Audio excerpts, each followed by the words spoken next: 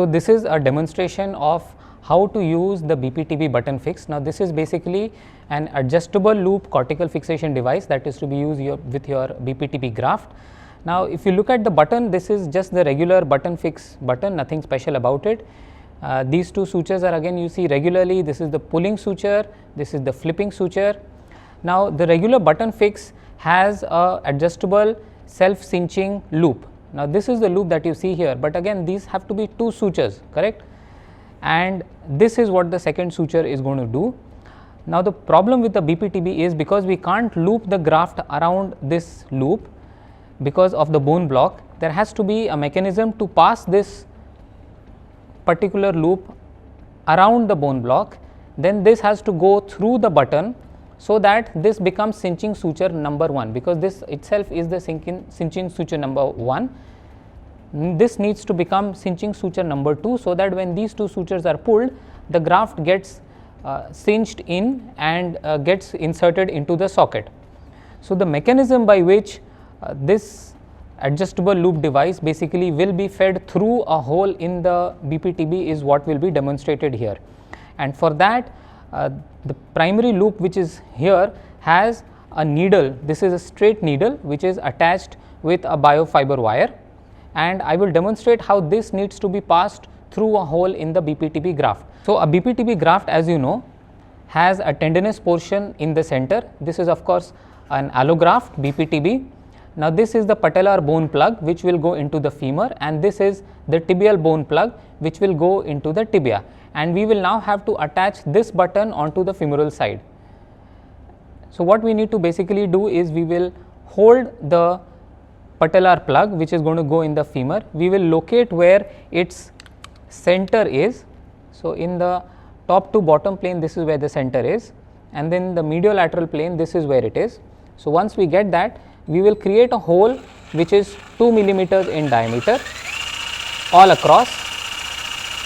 So, this is the 2 mm drill bit which has been drilled all across the patellar bone plug, and once we have done that, this is the central hole that has been achieved.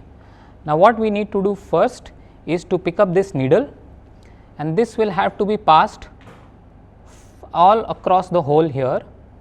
So, this will go like this, and this loop needs to now be held here by an assistant. Just hold the loop here, and once you have gotten this, you need to pick up this loop.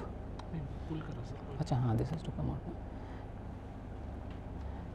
So, this loop is then driven out here.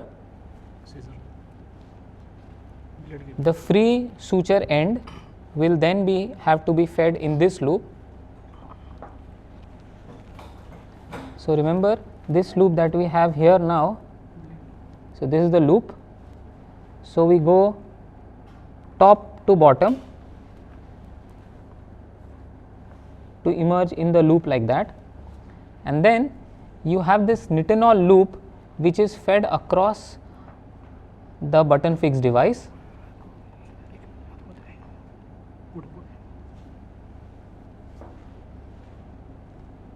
So, this is the nitinol loop which is fed across the button fix device. So, remember here we have gone top to down. Across the nitinol loop we will go bottom up, and once we have done that, what we now basically need to do is to pull this loop of suture across the button here. So, just watch. This loop of suture which has been fed to the previous loop and then through the nitinol loop is pulled across the button. Now, did you get that? So, once this is across, we will gently pull out the strand here across like this. We will pull out the nitinol loop, and now we need to place one finger here and keep pulling on this loop. till we get something like that. Okay. So, this is basically now the loop which has been closed, and once we get that, we can get this needle out of here. We will use a pair of scissors and we will remove this suture from here.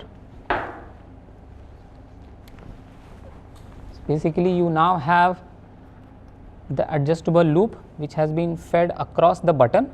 As you can see, this is the self locking loop across one hole in the patellar bone plug. So, this becomes your pulling suture, this is the button, this is the flipping suture, and this is the cinching sutures number 1 and number 2. And as we cinch these two sutures, the graft will get inserted into the socket in the femur. Now, how does that happen? You see, this is what is happening, assuming that the loop is now flipped.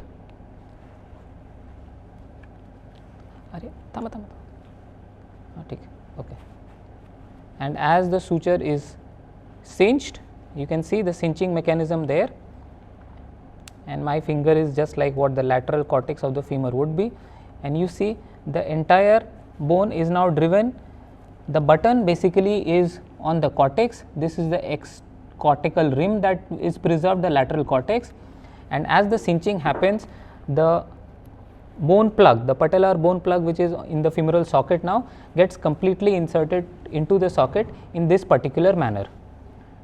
So, we can shorten this loop as much as is wanted, so as to insert the entire bone plug into the femur, depending of course on the depth of the femoral socket.